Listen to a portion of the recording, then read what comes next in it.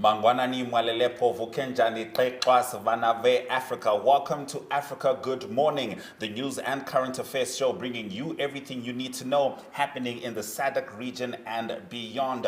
We are knocking on December. And as usual, you're joined by Ashwin Berry and Aina Raizakweo. Happy Monday, everyone. Now, in our top stories this morning, Sudan, tough option for Hamdok as civilians protest new agreement. The transition of Sudan to civilian rule following the ouster of Omar al-Bashir in April 2019 is now threatened by emerging differences within the civilian wing that had led the revolution. Reinstated Prime Minister Abdallah Hamdok is currently facing isolation from the members of the Forces for Freedom and Change after he struck a deal with the military wing. The FCC members, Sudanese Professionals Association, the Sudan Congress Party, Sudanese Communist Party, National Ummah Party, Unionist Alliance SLM led by Abdel Wahid Al-Nur, and the Resistance Committee have all rejected the agreement. 12 cabinet ministers have resigned in protest of a political deal struck on the 21st of November. In our second story, Ethiopian performers and athletes prepare to visit the front line. Performers in traditional dress and athletes gathered in the Ethiopian capital Addis Ababa to dance and sing patriotic songs ahead of a visit to the troops on the front line. The event took place on Saturday as Tigrayan rebels claimed to have taken another town just 220 kilometers from the capital. The government and rebels from the TPLF have engaged in armed conflict for over 1 year. Former Olympian Haile Gebrselassie said he is ready to fight. On Wednesday, state-affiliated media reported that Prime Minister Abiy Ahmed had gone to the front line. The year-long conflict has killed thousands and led to the displacement of around 2 million. More than 400,000 people in the Tigray region also face famine. In our next story, police fired tear gas at protesters in Burkina Faso. The authorities in Burkina Faso fired tear gas at protesters during an anti-government rally in the capital, Ouagadougou. The violence took place this Saturday as hundreds of protesters converged on Place de la Nation, one of the main squares of the city. The crowd wanted to vent their anger against the failure of President Kabore to deal with the extremist violence in the country. The demonstration took place against a background of suspension of mobile networks that was extended for 96 hours last Wednesday. New virus variant triggers curbs on travel to Europe, US, and Asia. South African scientists have detected a new COVID-19 variant that will stall efforts to curb the virus, officials announced at a press conference. The World Health Organization named the new variant Omicron. The news triggered curbs on travel from Southern Africa to numerous Asian, European, and Middle Eastern nations, as well as the United States. B11529 has multiple mutations, and it could help it evade the body's immune response and make it more transmissible. Now, the news triggered curbs on travel to South Africa, Botswana, Lesotho, Eswatini, Zimbabwe, and Namibia, which were all put on the red list, with flights being temporarily banned from these countries. The World Health Organization is monitoring the new variant and meeting to discuss what it may mean for vaccines and treatments. We don't know very much about this yet. What we do know is that this variant has a large number of mutations. Dr. Maria van Kerkhove, WHO's technical lead on COVID-19, said in a social media question and answer session. China's white paper on Africa takes on the West. The Chinese government is promising to break new ground in ties with Africa ahead of a crucial summit between the continent and the Asian country that kicked off yesterday. In a white paper published by Beijing State Council Information Office, China will strengthen cooperation with the continent to create the paper calls a partnership of equals. That stance will build from President Xi Jinping's Africa's policy said to be based on sincerity, real result, amity, and good faith in pursuing shared interests while remaining entirely apolitical. China is is committed to integrating its own development closely with Africa's development and the Chinese with the African's people interest. By so doing, China sincerely hopes that African countries grow stronger and that African life will get better. The paper was published 2 days to the upcoming Forum on China-Africa Cooperation, a three-yearly conference between the continent and China that was held since 2000. But Beijing was still wary of the West in the paper. Now, in our next update, COVID-19 deaths exceed 222,000 across the African continent. As of November 26, 2021, confirmed cases of COVID-19 from 55 African countries reached 8,621,143, while over 142,812,626 vaccinations have been administered across the continent.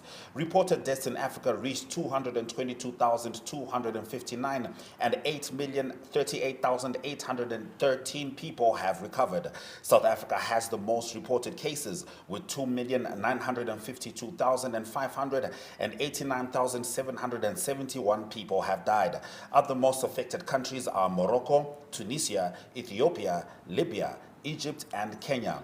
The numbers are compiled by the Center for Systems, Science and Engineering at Johns Hopkins University, using statistics from the World Health Organization and other international institutions, as well as national and regional public health departments. In South Africa, the cabinet announces Zimbabwe exemption permits will not be extended. The Zimbabwean exemption permit, which expires on the 31st of December, will not be renewed, the South African cabinet announced on Thursday.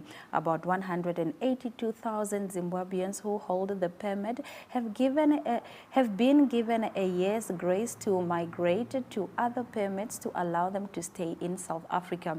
The cabinet decision is disappointing for many who now face an uncertain future. However, cabinet decided on a 12-month grace period during which the ZEP holder should apply for other permits appropriate to their particular status or situation. Those who are not successful will have to leave South Africa or face deportation, the cabinet said. This ends a month of raising anxiety for about 180,000 Zimbabweans in South Africa as the ZEP expiry date loomed and there have been no indication of what the government intended to do. Permit holders were debating whether to return home for Christmas. Many said banks have been refusing to grant them loans and cancelling their pre-approved bond application, while employers were not renewing contracts because of their uncertain status. Cabinet's grace period will not necessarily help in this regard, and many ZEP holders are unlikely to qualify for other permits. In our next story, river blindness increases in Uganda. Jessica Atta hasn't been to River Aswa since 2014 when she was diagnosed with river blindness. Back then, 1.5 million people in Uganda were affected by onchocerciasis, which is carried by the black fly. With the return of rains, there has been a surge in black flies. The community just outside the city of Gulu is in fear, haunted by a tropical disease that has permanently impaired the vision of many in the region. I sometimes feel a buzzing sound in my ears. My head hurts like I am being hit, says Jessica Atta, referring to her condition. Even worse, scientists have suggested black flies may be the cause of nodding syndrome, but available data is not conclusive. Villagers who inherently depend on this river must find ways of avoiding the deadly bites. Egypt unveils a renovated avenue for Singfest in Luxor. Egyptian authorities were unveiling on Thursday a renovated ancient Pre-made in the city of Luxor, dating back to 3,000 years, the latest government project undertaken to highlight the country's archaeological treasure. Egypt has struggled to revive its tourism industry, battered by years of political turmoil following the 2011 popular uprising that toppled longtime autocrat Hosni Mubarak and more lately the coronavirus pandemic. The ancient walkway known as the Avenue of Sphinxes, but also doubled the Way of Rams and the Path of Gods, connect the famous Karnak and Luxor temple in what was the city of Thebes, which used to be Egypt's capital in antiquity. It is believed to have been the path of pilgrims trod to visit the temple and pay tribute to their deities. Lined with statuettes of rams and sphinxes and on pedestals, the ancient road in Luxor, which sits on the bank of the Nile River and is located about 650 kilometers south of Cairo, stretches for several miles and had been under excavation for more than 50 years. EU allows sale of biodiversity-killing pesticides. Europe continues to produce toxic pesticides that it exports outside its territory, particularly to Africa. Agrochemical companies in the European Union continue to export pesticides that Europe voted to ban from use in its crops in April 2018. In a new investigation published on 18 November 2021 by the non-governmental organizations Public Eye and Unearthed, the investigative arm of Greenpeace Great Britain, it was found that between 1 September and 31 December 2020, the European Chemicals Agency approved 300 export notifications to 65 different countries, the vast majority of which are low and middle income countries located in Africa. The export notifications come from 9 European countries, led by Belgium, France, and Germany. Syngenta is one of the agrochemical giants behind these exports, accounting for more than 3/4 of the exported volumes. An analysis of the reference toxicity values of pesticides exported by the EU allows the NGOs to determine the number of bees killed, nearly 100 billion bees. And yet 3 out of 4 crops in the world depend on bees and other pollinating insects, as well as 1/3 of the world's food production. All right, that brings us to the end of our top stories. This is still Africa. Good morning. More for you after the break.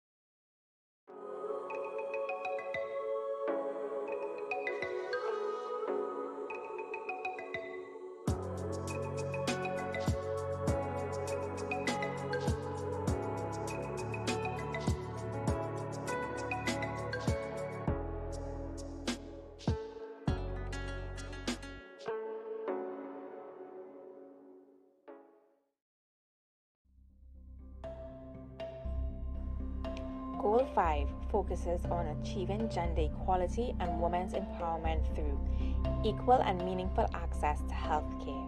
All women should have access to proper sexual and reproductive health care, so they could decide if, how, and when to start a family. All children and adolescents should have access to education.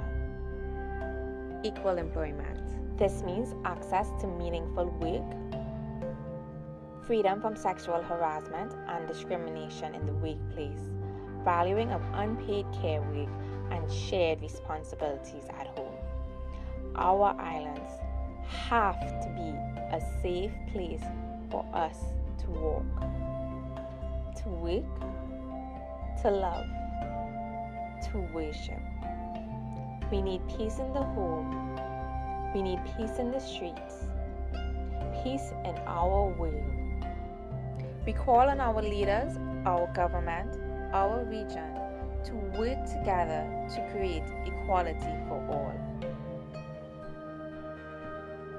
For me, for you, for us. During 16 days of activism, make your voice heard. We need to share our stories. This is our Goal 5.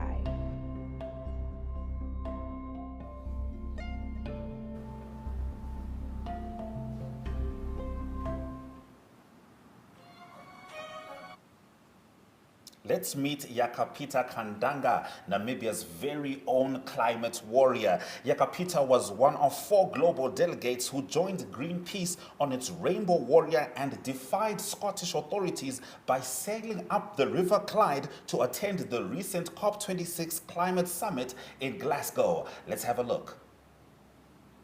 She's in London at the moment. Joining us is Namibia's very own climate warrior, Yakapita Kandanga. Thank you very much for joining us, Yakapita. Your love for environment and the climate, where did it start and why did it start? I don't really remember why it started, but I remember it was like back in high school. I was just keen on protecting the environment. I was also part of like the school's environmental club and so I think that was the beginning of it, but what really triggered it, I'm not sure till today, but yeah. How come you were part of the crew of Greenpeace's Rainbow Warrior? So originally I'm part of a movement, it's called Fridays for Future. And then part of Fridays for Future, we also have Fridays for Future MAPA, which is the most people in affected areas. So basically, Greenpeace reached out to us and asked for volunteers to join them on the group. So basically, they wanted 2 people from each continent. The journey by ship, you had to, or you wanted to enter Glasgow via the river, and you were initially, you were periodically denied access to do so, but you did so in any case. Tell us about that. So basically, while we were before we went on the ship, we asked permission from the police to allow us to cross, to come over to COP by ship, and they denied us. But then we were like, we are gonna do it anyway because it's kind of like they've been denying us our rights for a very long time, so we are gonna do it anyway and see what happens. And then also we were like promised by Greenpeace that even if we do cross, and it's kind of like it's gonna be a complicated issue. The problem will not be on us, the people from foreign countries. It will be mostly on the ship's captain. So we were kind of safe. It was really not. We were not at risk of any deportation or like being arrested. So they assured us that no, even though the cops do deny you, you guys are safe. If anything has to happen, it will happen to the ship's captain. So yeah. But then also like along the way, we would get calls from like the police and border control, like, you're breaking the rules, you're breaking the law and so forth. But then it was in the end we all arrived safely. The scary part about it was that when we initially arrived, there were like so many cops waiting for us. So we were kind of scared like to get off the ship, and it took us like a whole hour to like finally get off the ship, and then finally being able to feel like, okay, we are safe, they're not gonna be arrested. So yeah. Why was it so important for you to arrive at COP by ship?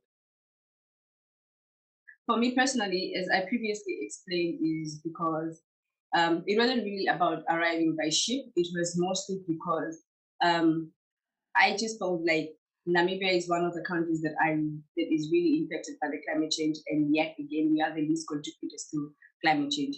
So and then again we do not have enough representation of African countries, especially in Namibia at COP. The people that usually go to COP are usually delegates, or like not delegates, but people from the top. We never really have people from the community that are actually living the climate crisis.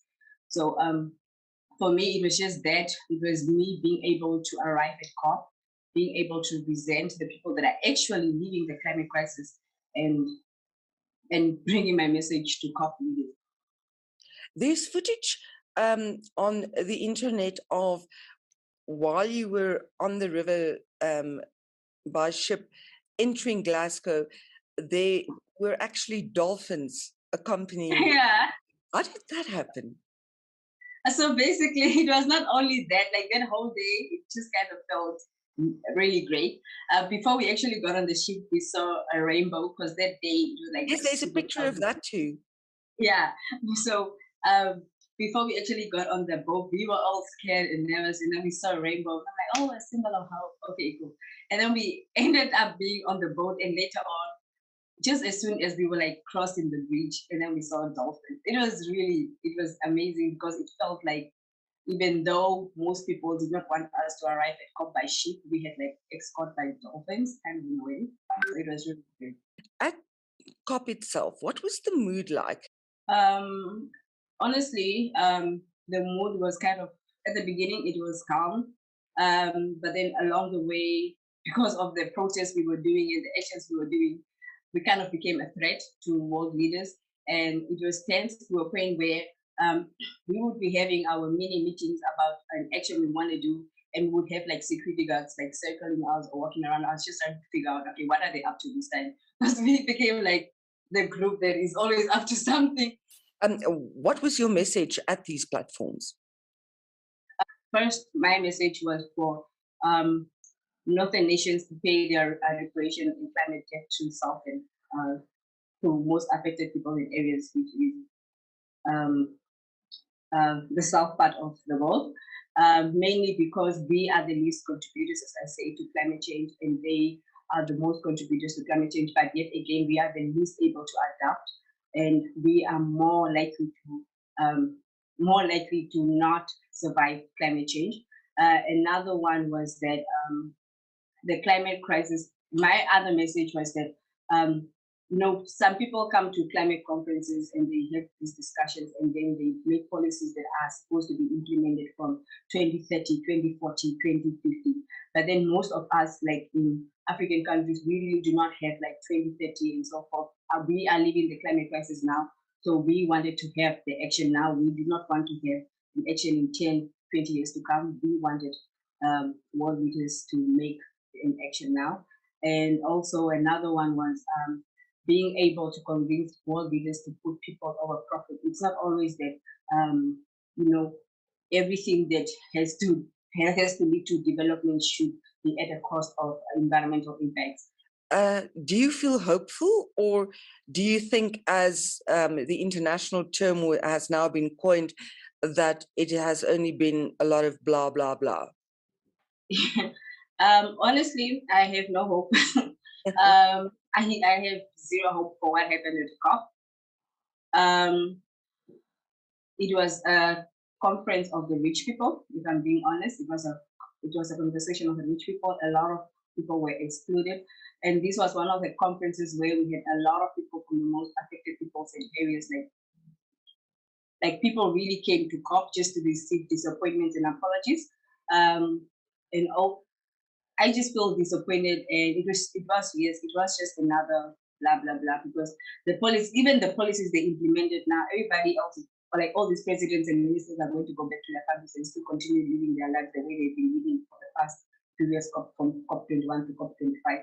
So it's been a fail. Personally, I feel like it's been a fail. There's nothing that they have brought to the table that was not already there, or any other new action that would actually, help people adapt to climate change. Yeah. Kapita, you weren't only active at COP26, you're also very active in Namibia when it comes to climate change and the environment. What do you think are the most important challenges facing Namibia at the moment on this front? One of the most important challenges facing Namibia is drought, persistent drought, and water scarcity.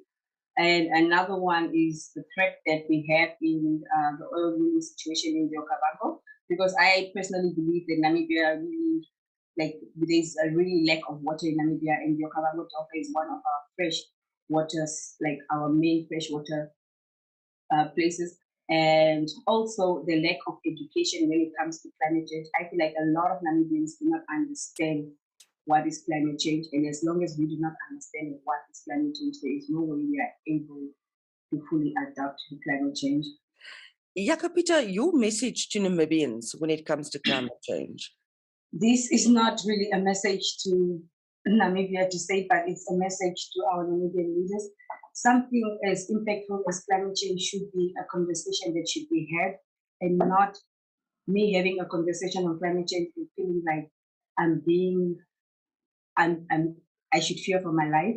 And it should be a conversation that should be taught in school. Climate change is happening everywhere, and people should be able to understand what is happening around them. Because I believe a lot of Namibians go through climate change, but they really do not understand what climate change is. I've had a lot of people from my family, especially blaming drought and water scarcity on God, and it's really not about that. There are people who contribute to climate change, and the sooner we realize that, it's the sooner we can hold them accountable, which is the global north countries, and they can pay reparations to us to be able to adapt to climate change. So for me, is my message is try to be more aware of what is going on around you. Try to realize that some situations are not there because of God, but because people are actually responsible for them. Yeah. Jakapita, it's been an honor to talk to a young Namibian woman like you. Thank you very, very much. We wish you the best with your endeavors there, and hopefully we'll see you back home soon. Thank you so much for having me.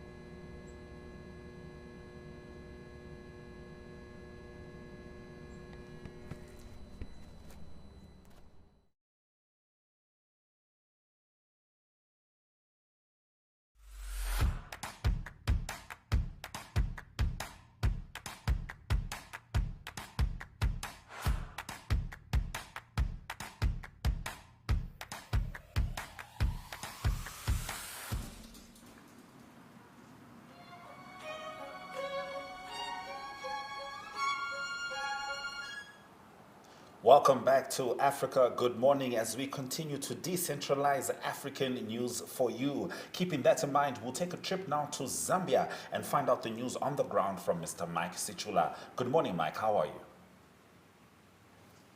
Africa, good morning. I'm very well, thank you. How are you doing?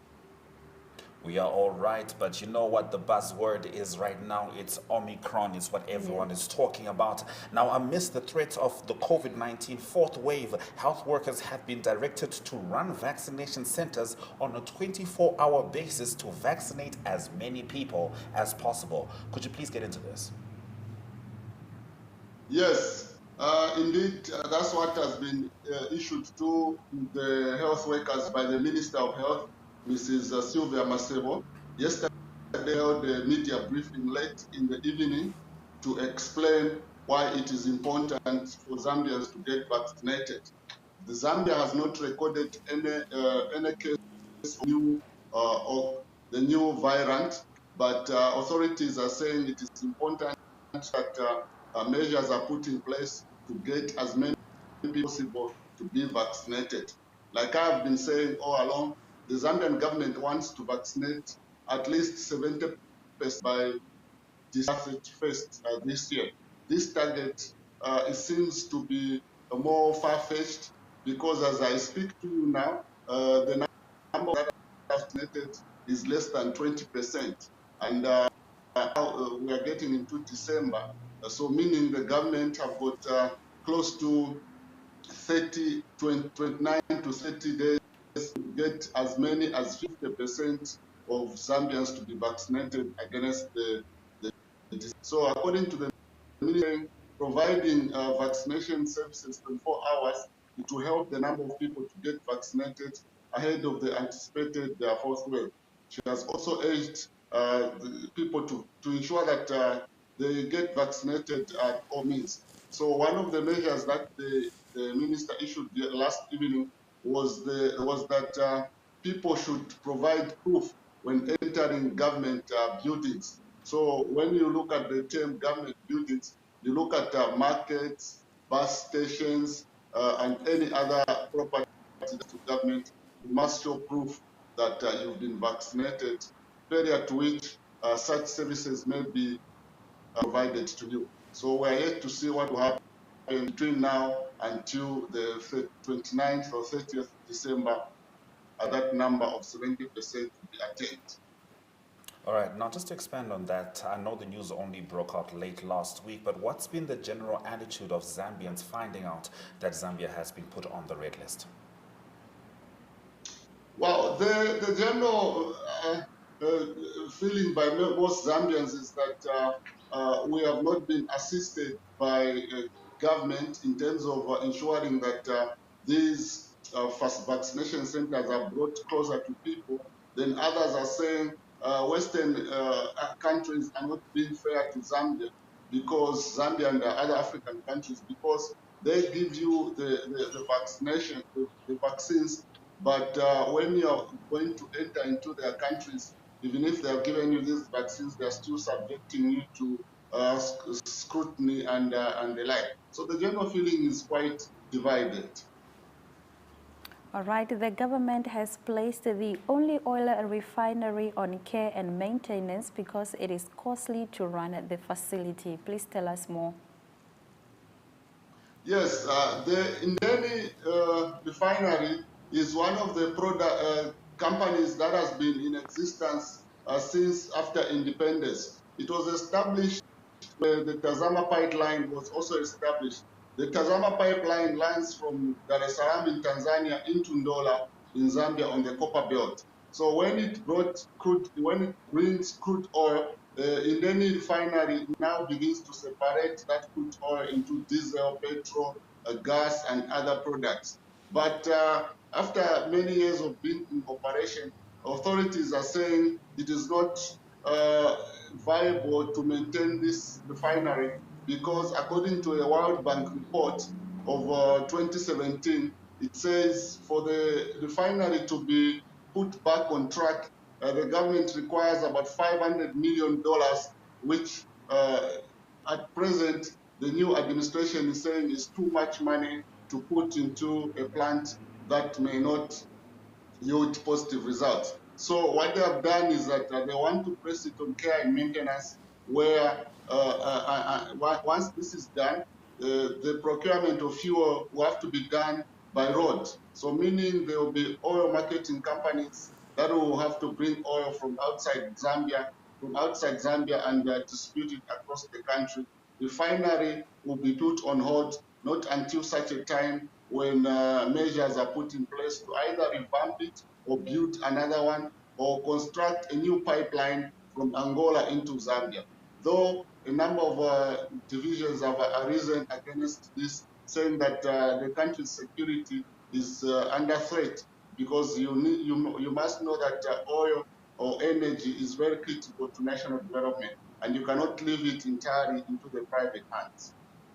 Absolutely. In fact, one worry people had as President Hakainde Hichilema was coming into office, having been a businessman, a successful businessman himself, was Zambians seemed worried about privatization. But let's move over to your last update, and we're talking about sports as two Zambian teams were in action yesterday in the Confederation of African Football Competitions. What were the results? Well, the results are quite mixed. Zanaco Football Club, which was playing against Bingu of Mali in Lusaka at National Heroes Stadium, they came out victors by 3-0. Whilst Red Arrow that went to Tanzania to face Giants of Tanzania, Simba Football Club, they went down 3-0. All these two teams are in the CAF Confederation Cup after not being successful in their other last group matches. So in this pre-group matches, it means Zanaco will go into Mali with a 3-goal advantage, while as Red Arrows will face Simba Stars on a 3 goals deficit. So it will be expected that Red Arrows should ensure that they come out tops if they are progress to the group stage. Whereas Zanaco, they have to maintain the lead that they picked at Hero Stadium when they go to Bamako if they are to progress into the group stage. All right, let me get your opinion quickly, Mike. You're a football owner and you can only sign one of these players, Fashion Sakala or Patson Daka. Who are you taking? That's a close call. I'll take Patson Daka. All right, fantastic. And we'll always take the Zambian news as you bring it because we know it is reliable and on point. Thank you very much, Mike, for joining us on Africa Good Morning. Thank you very much. Good morning, Africa. Good morning. Have a blessed week. Thank you. We certainly hope to have a blessed week, but prior to that, we'd like to have a day blessed with fantastic weather. Let's have a look at the forecast up next.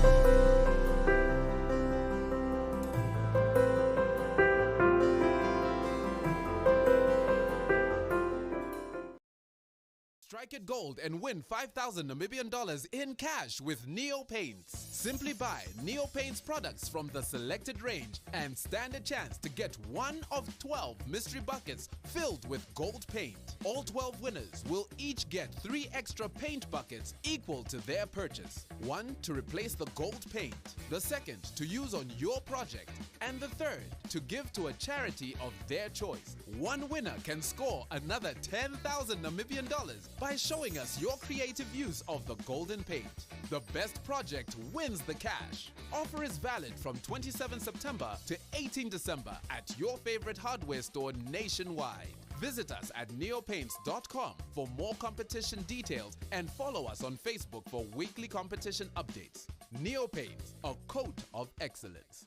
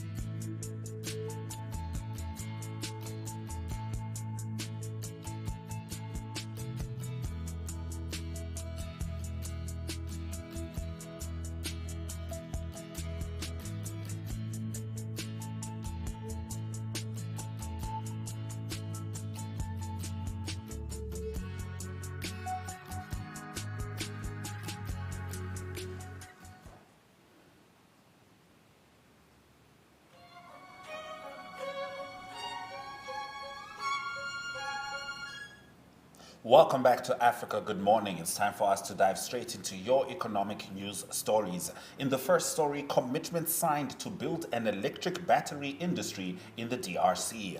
The DRC Africa Business Forum 2021 started with a bang on Wednesday, 24 November in the Congolese capital.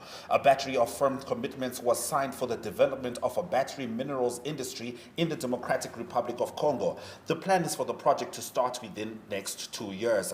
From the Democratic Republic of Congo, Africa will develop a regional industry of electric battery minerals and later electric vehicles and clean energy. The government of the DRC, the United Nations Economic Commission for Africa, the African Export-Import Bank, the African Finance Corporation, the African Development Corporation, and AFZ Minerals have all signed memoranda of commitment to this end. Ms. Bineta Diop, Special Envoy of the Chairperson of the African Union Commission on Women, Peace and Security, expressed that the ECA is rewriting the narrative of Africa with this initiative, and its economic effects will spread throughout the continent. According to her, Africa needs strong leadership to drive this economic transformation. The president of Zambia, Hakainde Hichilema, advocated for a collegial approach for African countries such as the DRC, Angola, Madagascar in sharing of resources such as cobalt, nickel, and manganese necessary for the production of electric batteries. Mr. Hichilema is offended by the fact that 8 of the 15 mineral-producing countries in the world are African, while the value added in this activity is retained in China, South Korea, and United States, among others. For him, African countries must work intelligently while being open to the rest of the world, including developed countries. In his opinion, the technology exists as well as financial means and natural resources. What now remains to combine forces to achieve objectives. In our next story, Chinese bank takes over Uganda's only international airport. Chinese lenders have rejected Uganda's request to renegotiate a toxic clause in the $207 million loan used to expand the airport in the capital. Uganda has defaulted on debt repayment, triggering a takeover from the lender Export-Import Bank from China. The loan was contracted in the November 2015, and at the time the Ugandan government waived international immunity, exposing it to take over without international protection. Entebbe International Airport is Uganda's only international airport and handles over 1.9 million passengers per year. Not very sensible to limit gas projects in Mozambique.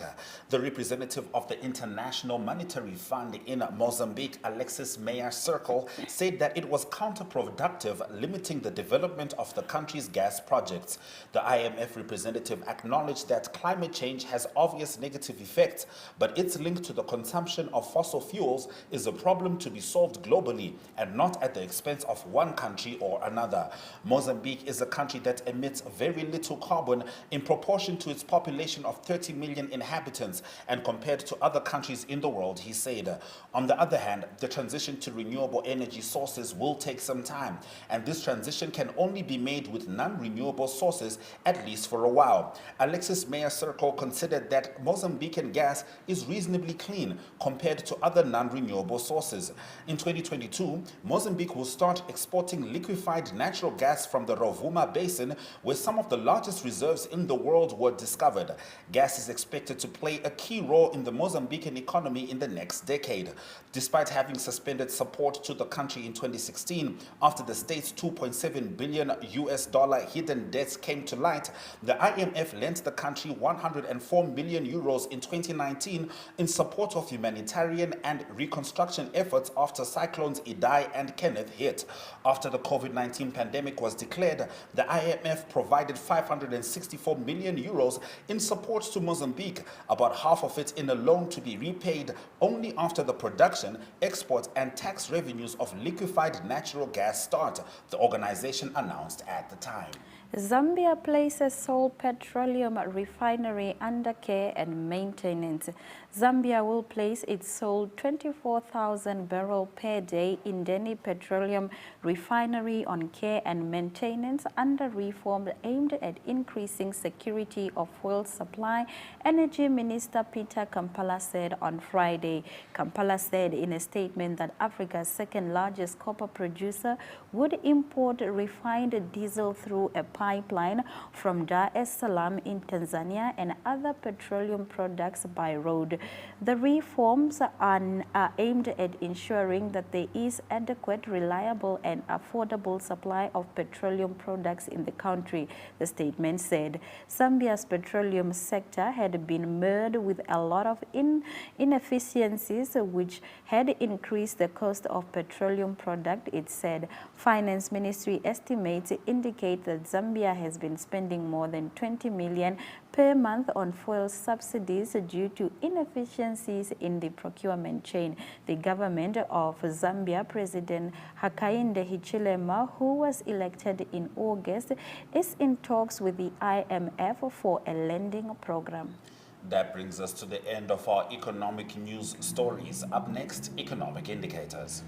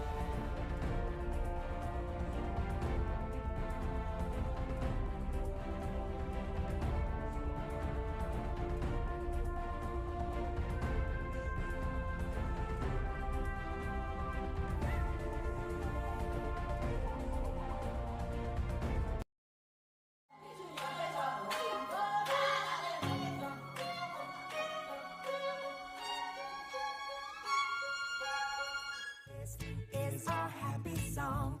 Take this ring and put it on a perfect smile, a perfect fit.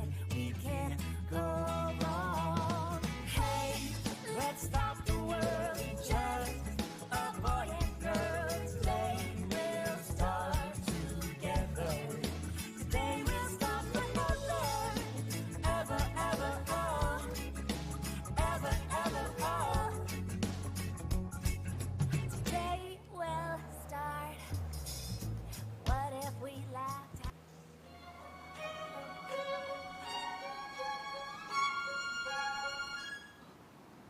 Welcome back to Africa. Good morning. It's one of those unfortunate times the last 2 years where COVID creeps into sport. But Ari Hogard has this update and more. Please, Ari, take it away. Yes, very good morning, everyone, and Ashwin and all the people. Yes, COVID unfortunately is a reality. It was very much a reality over the weekend in Southern Africa, with the Omicron variant, of course, is in the news, and that mental sporting events that was cancelled, and so that meant that some of the cricket, golf and rugby couldn't take place in Southern Africa.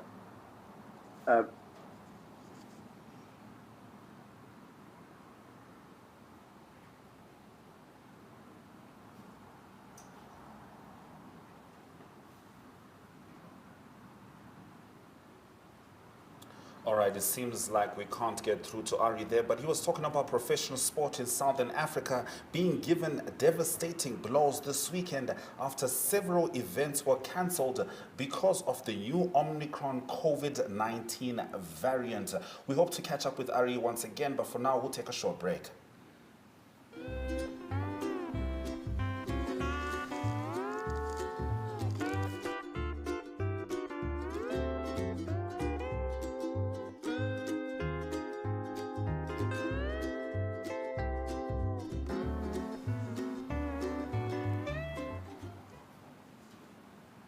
All right, we're going to swing over back to Ari. Ari, please take us from the cricket story and go on.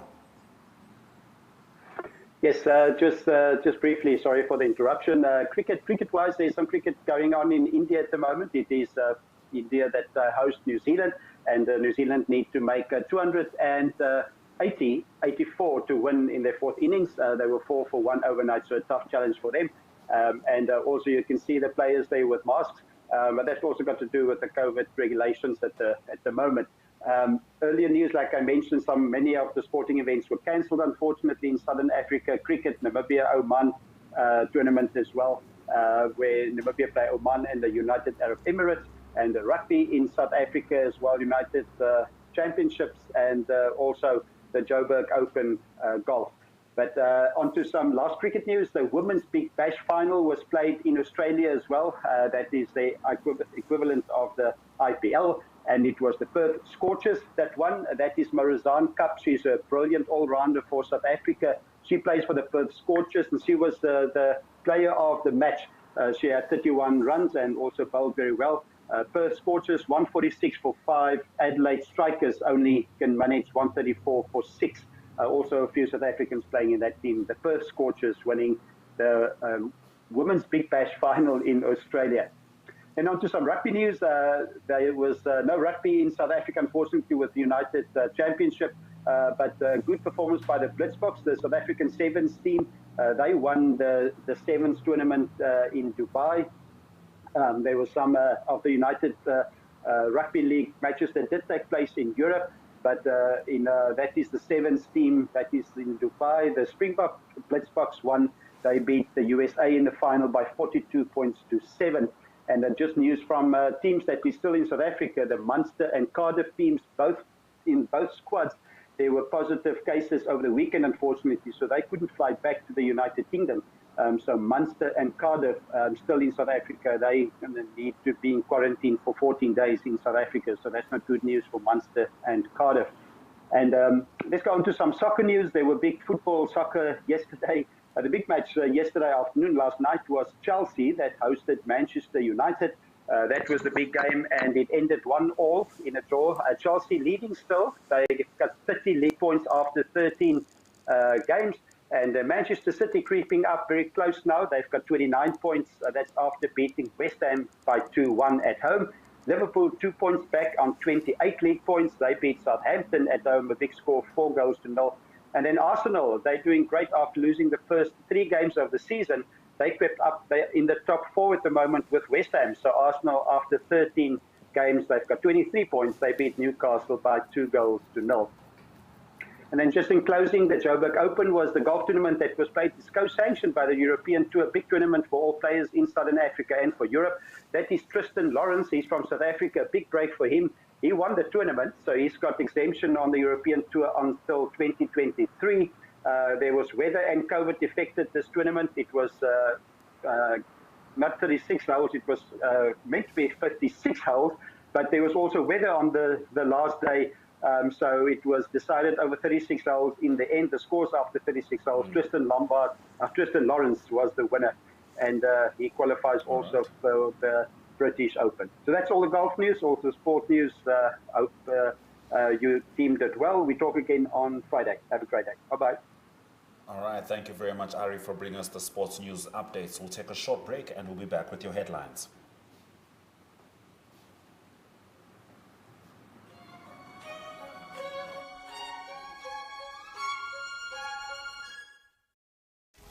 Win instant cash this spring with Top Score Instant. To enter, buy any new pack of Top Score Instant 1 kg or 500 grams from any store countrywide and stand a chance to win one of 2 grand prizes of $20,000 Namibian or one of 12 weekly prizes of $5,000 Namibian. SMS Instant to 24442. Competition ends 30 November 2021. T's and C's apply. Top Score Instant, a proud product of Namib Mills.